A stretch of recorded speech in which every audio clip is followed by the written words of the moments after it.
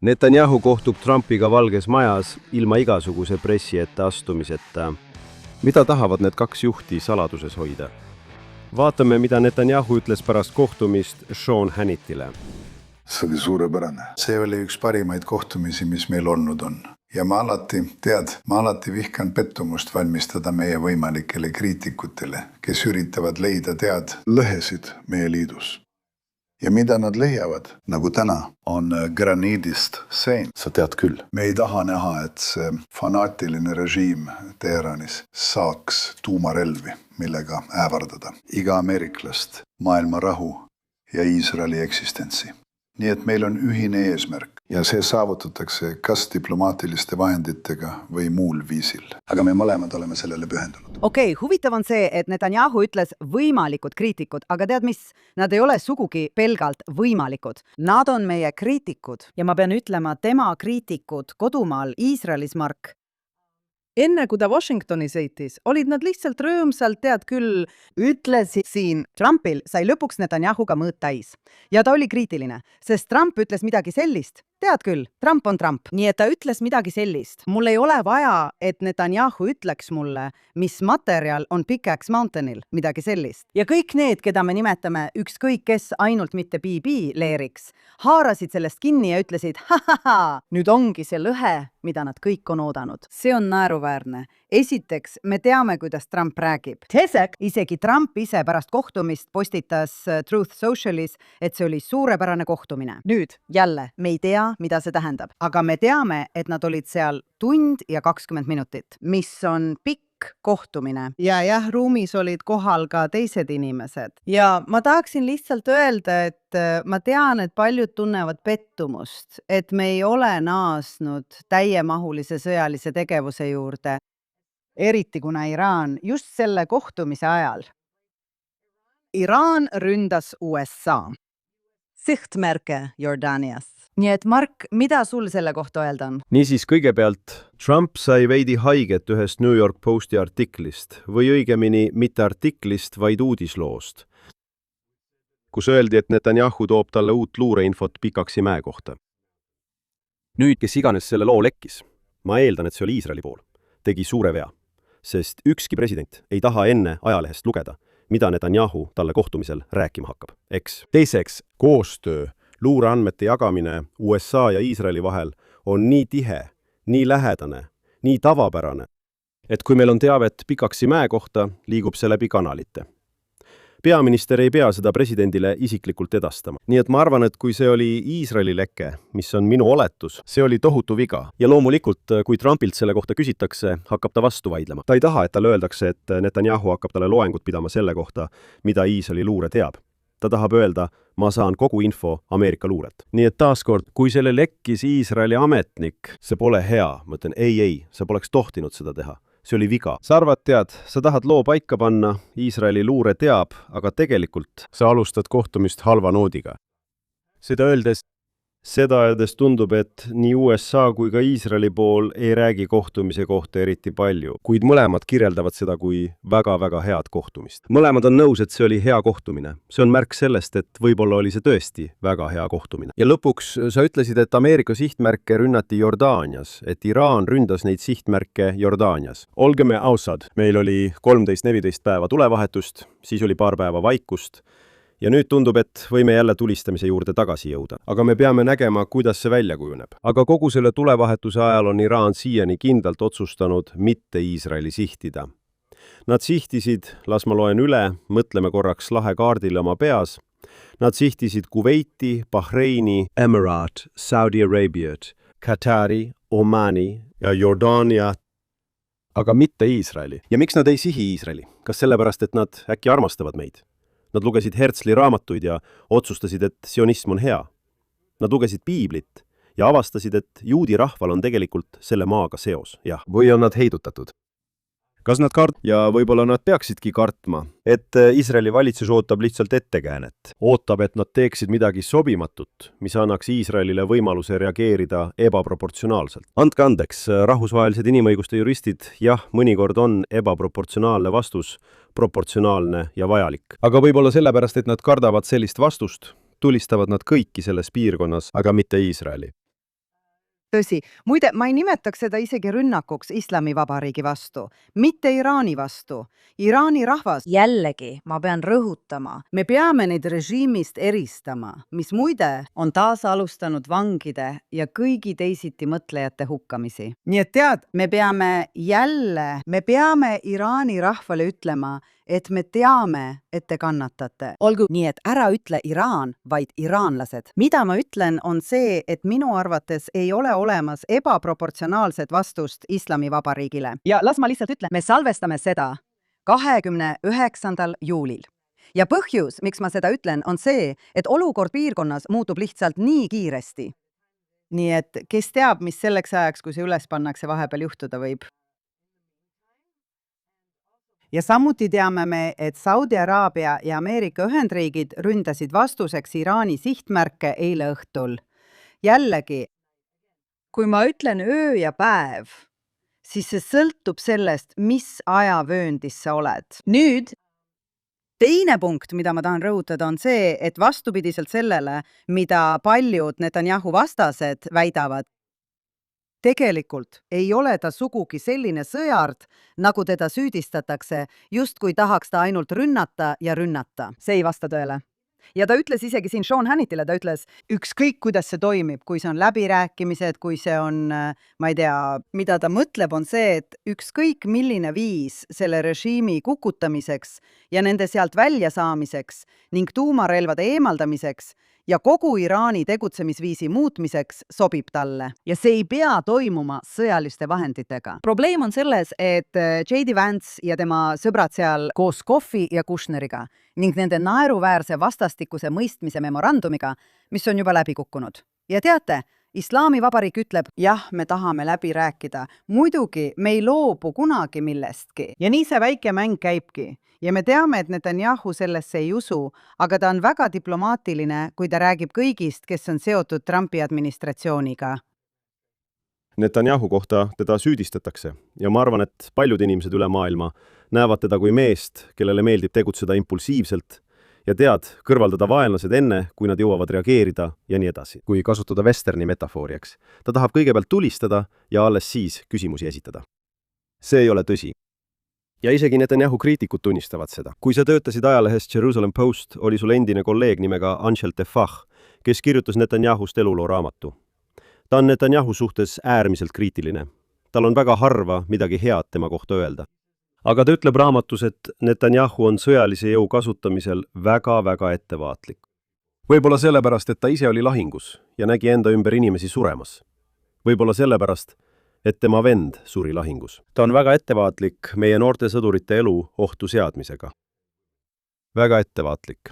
Ja kuigi ma arvan, et paljuski see maine, et ta justkui sööb Palestiina lapsi hommikusöögiks, jah, see tugevdab väga hästi Iisraeli heidutusvõimet. Ja on hea, kui meie vaenlased kardavad meid rünnata. Nagu ma hetk tagasi ütlesin, ainus põhjus, miks Iraan täna Iisraeli ei ründa, on see, et nad kardavad meie vastust. See on hea asi. Aga kui vaadata Netanyahud ajalooliselt, siis ta on olnud väga ettevaatlik selles, kuidas ta kasutab Iisraeli kaitseväge. Eks, ta ei ole selline mees, kes tegutseb uisapäisa, vastupidi. Ja me teame seda tema ajaloolisest taustast. Aga selle suurema teema kohta, mille sa tõstatasid, ehk siis vastastikuse mõistmise memorandumi kohta. Ja sa rääkisid asepresidendist ning sa rääkisid teistest presidendi nõunikest. Lõppkokkuvõttes oli see Trumpi valik. Tema valis selle vastastikuse mõistmise memorandumi. Ja ma arvan, et Netanyahu pidi presidendile selles 80 minutit kestnud kohtumises ütlema, et memorandum tähendas 60 päeva, mil väinad oleksid avatud.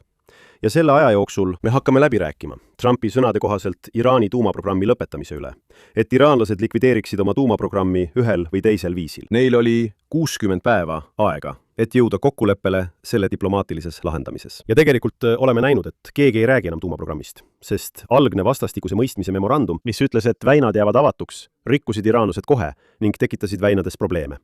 See ongi asja tuum. Nii et kõik räägivad väinadest ja tingimustest nende avamiseks. Keegi ei räägi tegelikust raskest tööst, mis on tuumaküsimusega tegelemine. Nagu Netanyahu ütles Sean Hannitile, on kõige olulisem küsimus. Ja seetõttu arvan ma, et Netanyahu pidi kohtumisel rõhutama, et ükskõik mis ka ei juhtuks Pärsia lahes, ükskõik mis ei juhtuks väinades, ükskõik mis ei juhtuks naftaliiklusega, mis liigub laheriikidest välja.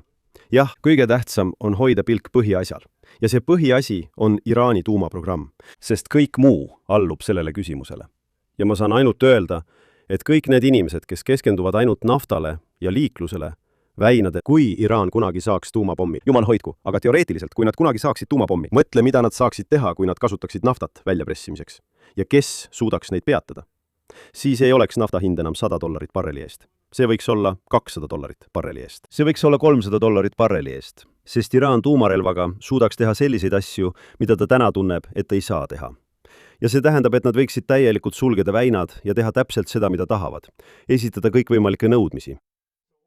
Nii et kõik need inimesed, keda lääneriikides nafta hind muret teeb, peaksid teadma, et kui Iraan kunagi tuumarelva saab, see oleks palju hullem.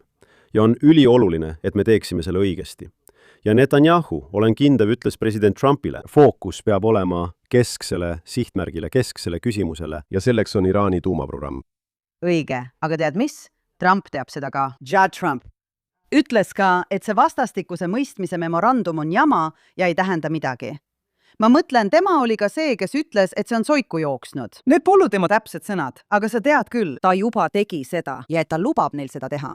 Ja ta kordab ka seda fraasi pidevalt. Nad tahavad väga meiega rääkida. Nad palusid meil rääkida. Jah, muidugi, kui nad teevad kokkuleppe, siis tead, nad tavaliselt ei pea sellest kinni. Ta kordab neid asju pidevalt. Nüüd üks eelis, kui Trump ütleb midagi ja siis ütleb vastupidist ning säutsub ja teeb kõike seda, on see, et see ajab ka Teherani segadusse. Eks see ajab segadusse Iisraeli, seda me teame, see ajab segadusse Ameerika rahva, keda me teame, aga see ajab segadusse ka vaenlase. See on hea asi. Nagu sa ütlesid, see on hea, sa pead neid segaduses hoidma ja nad on närvis. Ja iga kord, kui nad nii arvavad, Trump on tegelikult nõrk ja nad hakkavad ründama.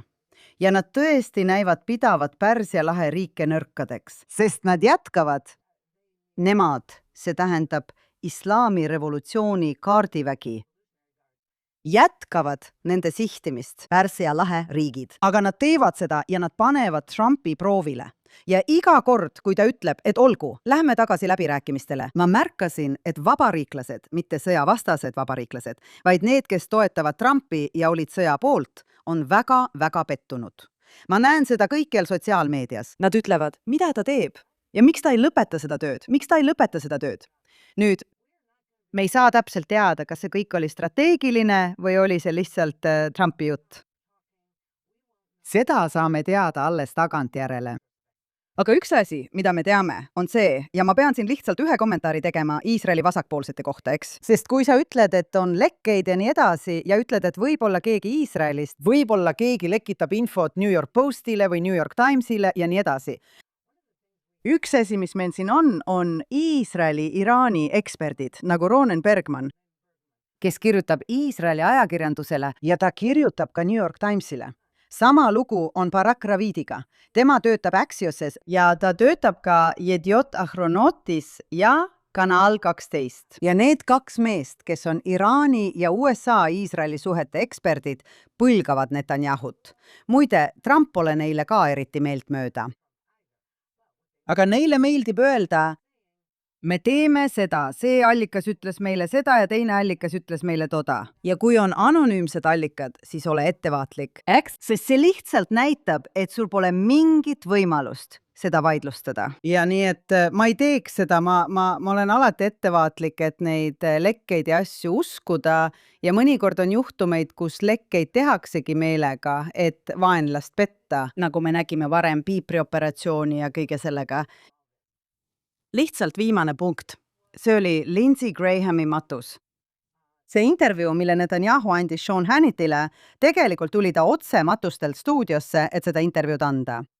Ja üks asi, mida me eelmisel nädalal kuulsime, oli see, et olid lindistused. See oli ka video Lindsey Grahamist tema kontoris, kus ta rääkis peaminister Netanyahuga valju hääldi peal eelmisel aastal, ma ei tea, mitu kuud tagasi.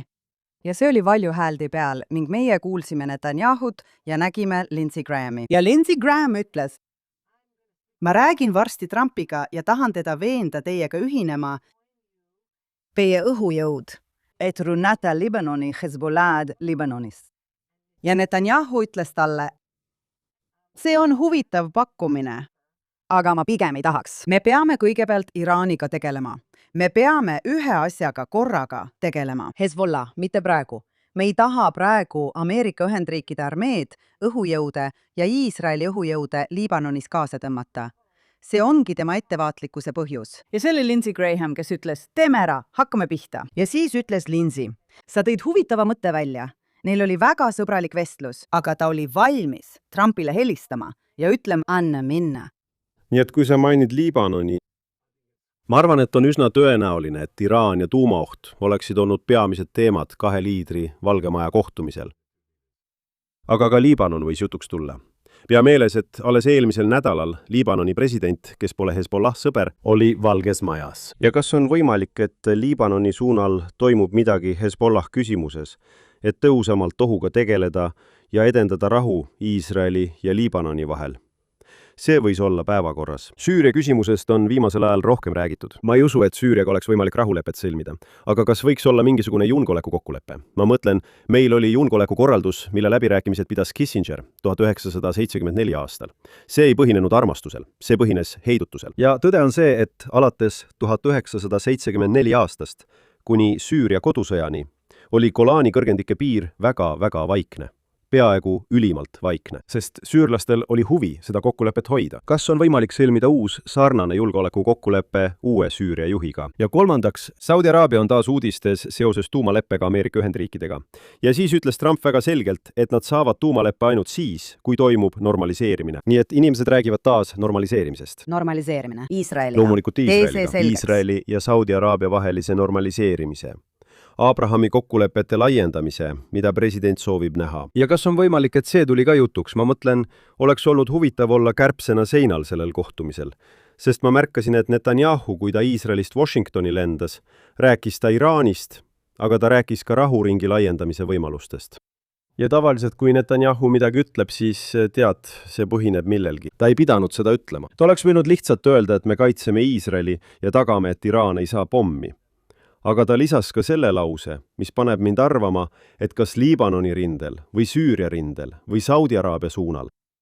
Netanyahu ja Trump töötavad millegi kallal, mis saab olema läbimurre rahu saavutamisel. Ja lõpuks, kui sa saad kokkuleppe ühega, kahega või kõigi kolmega neist, see on paljuski poliitiline võit äärmuslaste üle, ehk siis Hamas, Hezbollah, revolutsioonikaardivägi ja Iraani juhtkond. Jah, nad kõik on rahu ja koostöö vastu. Ja kui me suudame Ameerika abiga saavutada kokkuleppeid üha rohkemate Araabia riikidega, see on võit suure algustähega. Olgu sa tead, kuidas ma sellesse sõnasse rahu suhtun, kui me oleme keset maailmasõda? Ma olen alati öelnud ja ma tean, et sul on sellest erinev arvamus. Ma ütlen alati, kui sa kuuled sõna rahu, kummardu, Eks? Nüüd, sellepärast mulle ei meeldi seda kasutada. Jah, on olemas head koostöölepingud. Ja mõnikord on rahu, eks?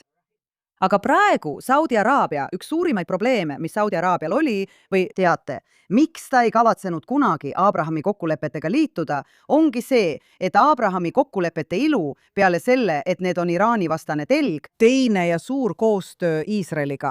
Üks selle peamisi eeliseid oli see, et esimest korda saime kõik tõestada, et Palestiina riik ei ole tee araablaste ja Iisraeli vahelise rahuni selles piirkonnas. see oli suur vasakpoolne vale. Rahu ei ole olemas. Rahutee on palestiinlaste käes. Hästi. Nüüd, kui Joe Bideni administratsioon võttis üle pärast Donald Trumpi esimest administratsiooni, see püüdis hävitada Abrahami kokkuleppeid, tuues Palestiina esindajad Negevi tippkohtumise ja teiste kohtumiste juurde. See oli lihtsalt vastik. Praegu hoiab Saudi Araabia endiselt sellest seisukohast kinni. Mitte, et Saudi araablased eriti hooliksid palestiinlastest. Nad ei hooli. Ükski Araabia riik ei hooli neist. Ja nüüd teame seda kindlalt, sest mitte ükski neist ei olnud nõus isegi sõja ajal Gazast naisi ja lapsi vastu võtma. Hästi, nii et ära räägi mulle, et nemad hoolivad Palestiina riigist. Nad ei hooli. Aga see on nende pääse lääne mõttemaailma. Igatahes üks ilusamaid hetki oli see, kui Trump ütles, et ta kavatseb teha diili Saudi Araabiaga. Israellased muutusid närviliseks ja siis ta ütles, oota, aga nad peavad seda tingimusel, et nad liituvad Abrahami kokkulepetega. Nii et me ütlesime, okei, suurepärane. Ja see toob meid Türgini. Ta ütles, et kavatseb müüa F-35 lennukeid Türgile. Ja siis on Türgi Iisraeli surmavaenlane ja Trump kordab kogu aeg, Erdogan on mu sõber, Türgi on mu liitlane. Ja nii me muutusime närviliseks. Miks? sest need lennukid on tuvastamatud. Need aitavad tuvastada vaenlase starte. Ja see on Iisraeli jaoks väga ohtlik. Aga siis ütles Trump jälle. Ei, ta ütles, et nad ei ole veel täitnud Ameerika nõudeid, et neid lennukeid saada. Kuid siiski, ta nüüd vahetult enne seda kohtumist ütles, vabandust, me teame, et Türgile ei meeldi Iisrael, aga nad on minu sõbrad. Nii et me ei tea, mis toimub, aga me teame ühte asja. Et kui te räägite rahust, rahuringist, ootame korraks, võidame kõigepealt sõja, enne kui räägime rahuringist, eks? See on minu arvamus selles asjas. Nii et ma ei ole tingimata kõigega, mida sa ütlesid eri meelt. Ma arvan, et sõja võitmine on ülioluline rahuringi laiendamiseks, sest ainult tänu sellele, et Hezbollah on Liibanonis hävitatud, saab Liibanon sõlmida rahuleppe Iisraeliga. Sest kui Hezbollah juhtis kõike selles õnnetusriigis, jah, te ei saanud rahu sõlmida. Sama on Süürias. Me ei oleks saanud uue režiimiga julgeolekulepet, kui me poleks Assadi ja uue režiimi vahetuse ajal nende sõjalisi jõude hävitanud ja juhtkonda kõrvaldanud. Ja lisaks sellele, et Iraan ei kontrolli enam Süüriat Assadi režiimi kaudu. Teisisõnu, Iisraeli sõjaline võit on eeltingimus kõigi nende asjadega edasiliikumiseks. Sama kehtib saudide kohta. Kui saudid tahavad rahu Iisraeliga, siis mitte sellepärast, nagu ma varem naljatasin teises kontekstis, mitte sellepärast, et nad äkki lugesid Herzlit ja said sionistideks. See ei ole sellepärast, et saudid lugesid piiblit ja ütlesid, et juudi rahvas kuulub siia. See on sellepärast, et saudidel on strateegiline huvi saada Iisrael endale liitlaseks. Sest Iisrael on tugev, keegi ei vaja nõrku liitlasi. Ja seetõttu usun ma muidugi, et sõjaline võit on eeltingimus nendele asjadele, mida me tahame teha. Aga võib-olla sellepärast, et me oleme sõjas sõjaliselt edu saavutanud, see on juba loonud potentsiaali, mille täitumist me näeme. Aga sa ütlesid üsna õigesti, et Araabia riigid, minu sõnad, mitte sinu omad, teesklevad toetust Palestiina asjale, aga tegelikult ei taha nad palestiinlasi aidata.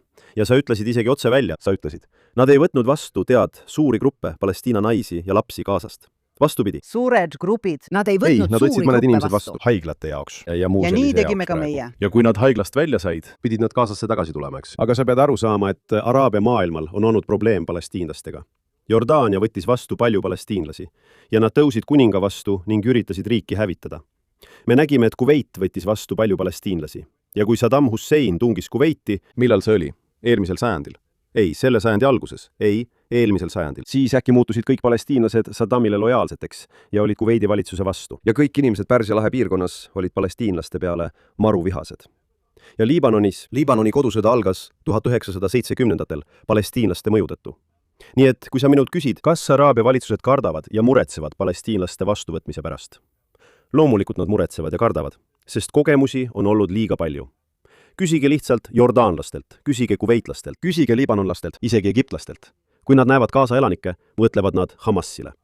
Hamas on nagu moslemi vennaskond. Need on need inimesed, kes üritasid Egiptust üle võtta ja terroristideks. Nii et Araabia maailm, paljuski kui nad piirduvad tühjade sõnadega, aga ei taha tegudeni jõuda, pole see ka arusaamatu. Aga ma tahan veel ühele sinu öeldule viidata. Nimelt sellele, et Abrahami lepete suurim väärtus ja hiilgus seisnes selles, et need võtsid palestiinlaste vetoõiguse ära Araabia riikidega rahu sõlmimisel. Ja see oli väga oluline asi. Aga ma väidan ja ütlen seda kõigile, kes usuvad Lähis-Ida rahusse, et see ei pruugi praegu võimalik olla, aga nad arvavad, et see võiks kunagi tulevikus võimalik olla. Kui Iisrael sõlmib rahu üha rohkemate Araabia riikide ja üha rohkemate moslemiriikidega ja tundub, et see on ajaloo suundumus, me ei saa täpset ajastust kindlalt teada. Me ei saa olla kindlad, kui kiiresti see juhtub. Aga praegu on meil rahu, kas see oli poole tosina Araabia riigiga? Kas neid on varsti tosin? Kas see võiks olla 18? Jah, see arv kasvab. Ja ma arvan, et kõigi nende inimeste jaoks, kelle süda valutab palestiinlaste pärast, kelle juhtkond pole kunagi tõsiselt Iisraeliga rahu nimel koostööd teinud. Ja me nägime nende läbikukkumist 7. oktoobri rünnaku hukkamõistmisel. Jah, see lihtsalt karjub välja. Kuidas saate pidada, ma räägin niinimetatud mõõdukatest palestiinlastest läänekaldal? Kui te ei suuda hukka mõista, ma ütlesin niinimetatud, sa ei pea nägu tegema ruuti. Niinimetatud mõõdukad palestiinlased läänekaldal, kui te ei suuda hukka mõista 7. oktoobri rünnakut, siis mis rahupartner te olete? Te ei suuda hukka mõista vägistamisi. Te ei suuda hukka mõista massimõrvu. Te ei suuda hukka mõista pea maha raiumisi.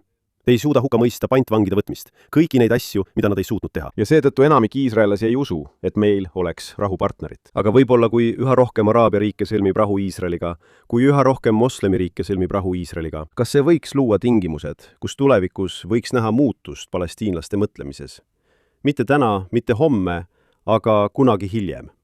sest lõpuks näevad palestiinlased end lahutamatu osana araabia ja moslemi maailmast. Ja kui see araabia ja moslemi maailm on Iisraeli suhtes avatum, kas see võiks tulevikus luua võimaluse palestiinlastele? Samuti oma ajaloolise vihkamise ja vaenulikkuse ümbermõtestamiseks ja ümberhindamiseks ning keeldumiseks kunagi teha tõsiseid kompromisse iisraelastega. Kuula, kõike võib juhtuda. Olgu, see juhtub pärast minu surma.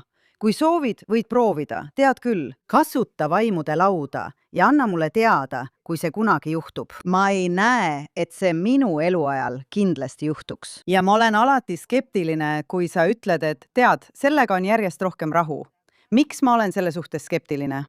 Ma ei ole hea suhtes skeptiline, ütleme liitude suhtes, mis on turvalised. Aga kui võtta näiteks Liibanon. Liibanoni president, kuigi Iisrael ja Liibanon on jõudnud kokkuleppele, et Hezbollah Liibanonist välja tõrjuda ja lisaks on Hezbollah selle riigi hävitanud. Ja president Aoun keeldub isegi peaminister Netanyahuga telefonikõnet pidamast. Olgu, ja ma ei taha kuulda, et keegi mulle veel midagi ütleb. Tead küll, et ta kardab, et ta mõrvatakse. Aga tead, Sadat mõrvati, kui ta sõlmis rahu Iisraeliga. Muidugi, isegi Sadat, kes sõlmis rahu Iisraeliga, pidi saama suure territoriaalse kokkuleppe. Hästi, mida ma üritan öelda on tead küll, see ei ole minu jaoks rahu. Kui mees ei räägi temaga isegi telefonis ja ta ikka ütleb, et Iisrael peab meie riigist lahkuma. Tõesti, sõber, Iisrael peab teie riigist lahkuma.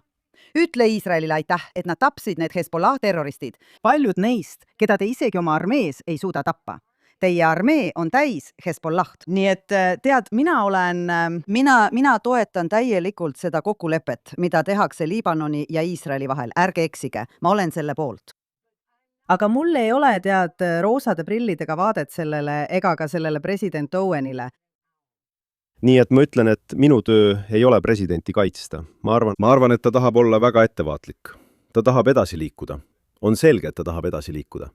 On selge, et ta näeb oma eesmärki selles, endise Liibanoni sõjaväe staabiülemana tahab ta näha, et Liibanoni armee taastaks oma positsiooni ainsa relvajõuna, eks. Millisel riigil on oma pinnal selline iseseisev välisarmee nagu Hezbollah, mis on olnud Iraani käepikendus Liibanoni pinnal. Ta ei tee seda sellepärast, et oleks sionist. Ta teeb seda, sest ta on Liibanoni patrioot. Ja ma mõtlen. Teate, kui ma olin kõik need aastad valitsuses, siis oli alati see dissonants selle vahel, mida araablased avalikult ütlevad ja mida nad ütlevad suletud uste taga. Ma mäletan, ma vaatasin intervjuusid araabia liidritega, kes pidasid kohtumisi, ütleme Ameerika presidendi, Briti peaministri või Prantsuse presidendiga, ja nad ütlesid, et räägime Palestiina küsimusest. Aga tegelikult, kui uksed on suletud, mainitakse seda võib-olla korra ja keskendutakse Iraanile või mõnele teisele teemale. Jah. Ja seega peame tunnistama, et kahjuks on see mängureegel. On tohutu lahknevus selle vahel, mida avalikult öeldakse, ja selle vahel, mida tegelikult räägitakse siis, kui uksed on suletud ja kaamerad on välja lülitatud. Aga meie taskuhäälingu saade hakkab lõppema. Olgu, aga ainult üks hetk. Ma lihtsalt tahan öelda, et selles teises variandis, nagu sa just ütlesid, suletud uste taga on keel teistsugune. Ja. Mida oleme näinud araablaste, eriti palestiinlaste ja kõigi araablaste puhul on see, et inglise keeles, kui nad räägivad läänega, ütlevad nad üht, aga araabia keeles nad ütlevad seda, mida nad tegelikult mõtlevad. Nii et see ei käi ainult ühtepidi, Mark. Nii et nagu sa ütlesid, sul on õigus, me hakkame lõpule jõudma, aga me ei saa seda saadet lõpetada ilma austust avaldamata. Suur austusavaldus Boy George'ile tema imelise laulu eest, mille ta avaldas eile või üleeile. See räägib 7. oktoobrist, Nova festivalist ja Hamasi veresaunast. Ja miks me peaksime talle suurt kiitust avaldama? Sest ta on kunstnik, esineja ja kõik tema sõbrad selles valdkonnas tulid tema vastu, nagu nad ikka teevad. Kõik antisemiidid tulid välja oma peidupaikadest. Ja ma tahaksin teile lihtsalt lugeda selle laulu mõningaid sõnu ja selgitada, miks iisraelased rõõmustavad. Muide, on kahju, et me peame üldse rõõmustama. See, mida ta ütleb, on ju ilmne. Muide, ta ei ole juut. Ta on tegelikult Briti päritolu, tal on Iiri katoliiklik taust. See on tema laul, selle nimi on We Will Dance Again. See viitab Nova muusikafestivalile. Sina ütled genotsiid, mina ütlen sõda. Kui sind rünnatakse, selleks ongi armee olemas. Kas see muutub inetuks?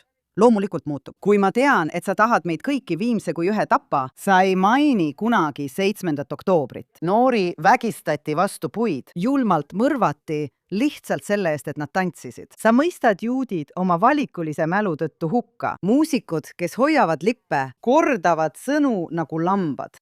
Internetist õhutatud propaganda tundub nii nõrk. Aga usu mind, me tantsime jälle ja sõda ei tule. Aga kui sa kunagi segaduses oled, siis mina toetan juute. Ma ei tunne end julgena. Ma pean lihtsalt käituma nagu inimene. Ja siis ta lõpetab heebrea keeles. Muide, tema aktsent heebrea keeles on päris hea. Ta lõpetab sellega. See tähendab sõda, kui nad tulevad sind tapma. Ja see tähendab, et sina ütled genotsiid. Mina ütlen sõda, kui nad tulevad meid tapma. Nii et ma tahan lihtsalt veel kord öelda, me armastame sind, Boy George. Suur aitäh teile! Kas ma tahan lisada jah, et kahjuks progressiivsetes kunstiringkondades peetakse Iisraeli saastaks. Iisrael on kuri. Ja need müüdid, tead küll, natsid rääkisid juutidest kultuuris ja sellest. Ja siin tead küll, kõik, kes on Iisraeli poolt, saavad keelu. Inimesi boikoteeritakse. See teeb neile haiget. See kahjustab nende esinemisi. Nad, tead küll, varem tahtsid artistid Iisraelis esineda ja äkitselt pidid nad tagasi tõmbuma, sest olid väga agressiivsed kampaaniad artistide vastu. Et kui sa esined Iisraelis ja nii edasi, Boy George teeb õiget asja. On kahju, eks, et temasuguseid on nii vähe. Aga võib-olla selleks, et seista vastu tuulele või Iisraeli vastasuse antisemitismi, antisionismi orkaanile. See nõuab julgust, pühendumust ja moraalset vaprust. Ja seda on Boy George'il, nagu me ütleme heebrea keeles, kol hagavod. Hästi tehtud, Boy George. Amen. Nii et me oleme tagasi järgmisel nädalal. Ma ootan seda, Ruuti.